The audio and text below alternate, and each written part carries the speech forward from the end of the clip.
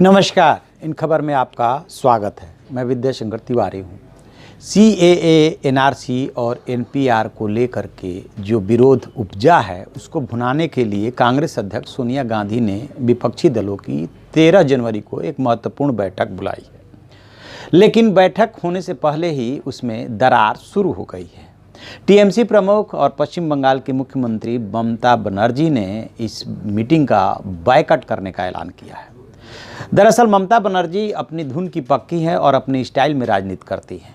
पश्चिम बंगाल में उन्होंने जो राजनीति की वो लेफ्ट से लड़ने भिड़ने वाली ही राजनीति करके सत्ता छीनी थी और अब वही व्यवहार लेफ्ट उनके साथ कर रहा है, तो उन्हें ये बात रास नहीं आ रही है।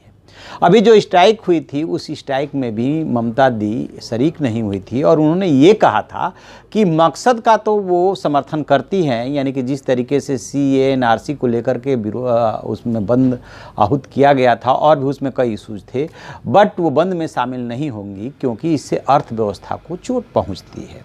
साथ में उनकी जो सबसे बड़ी शिकायत ये थी कि कांग्रेस और लेफ्ट यानी कि जो राजनीति कर रही है बहुत ही ओछी और सस्ती राजनीति है, जिनका राज्य में कोई अस्तित्व नहीं है, बट वो जो है ओछी राजनीति, सस्ती राजनीति कर रही है। उनकी शिकायत इस बात को लेकर के है कि जो लेफ्ट है या कांग्रेस है, ख़ास तौर से लेफ्ट से, वो केरल में तो हिंसा की राजनीति नहीं करता है, लेकिन यहाँ पे जो है हिंसा की राजनीति करती है।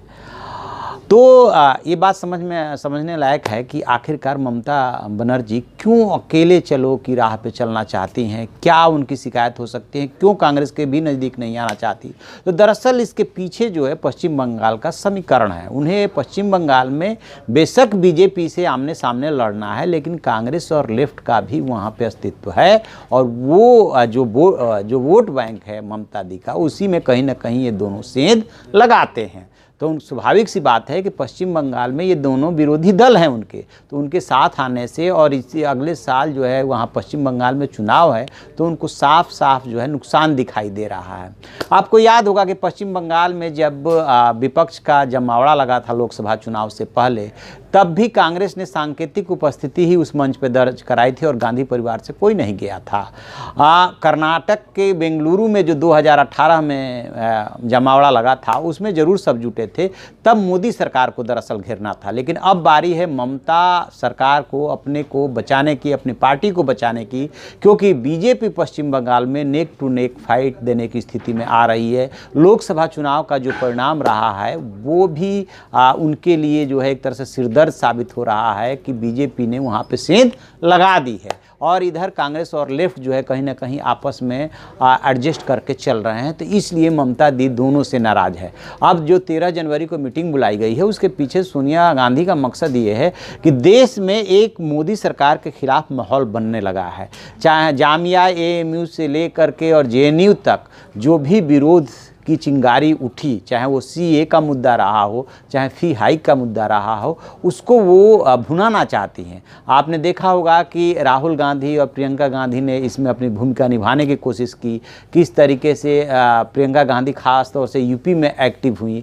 तो वो चाहती हैं कि अब संसद का सत्र शुरू होने वाला है 31 जनवरी से, ये बजट सत्र होगा, 1 फरवरी को बजट है, कि विपक्षी एकता के जरिए जो है सरकार को घेरा जाए और सड़क से लेकर के संसद तक एक माहौल बने कि मोदी सरकार किस तरीके से विभाजनकारी राजनीति कर रही है और ऊपर से मंदी का दौर चल रहा है, अर्थव्यवस्था गोते लगा रहा है। जो विकास की दर है वो पहली बार यानी कि 2008 के बाद पहली बार न्यूनतम जो है 5% के आसपास रहने का अनुमान लगाया जा रहा है। जो पहली छमाही का रिजल्ट आया है वो जो है ठीक नहीं है और अगली छमाही का रिजल्ट भी जो है ठीक नहीं रहने वाला है, वो 5 के आसपास तक ही सिमट के रह जाएगा। और ये कोई संस्था नहीं बोल रही है बल्कि CSO बोल रहा है, जो कि सरकारी संस्था है और उसी के अनुमान पे ये बात कही जा रही है। तो ये ऐसे मुद्दे हैं जिस पे कि मोदी सरकार घिरती हुई सी दिख रही है। ये बात अलग है कि BJP ने और सरकार ने जो है CA के समर्थन में पूरे देश में अलग जगाने का मुहिम चला रही है,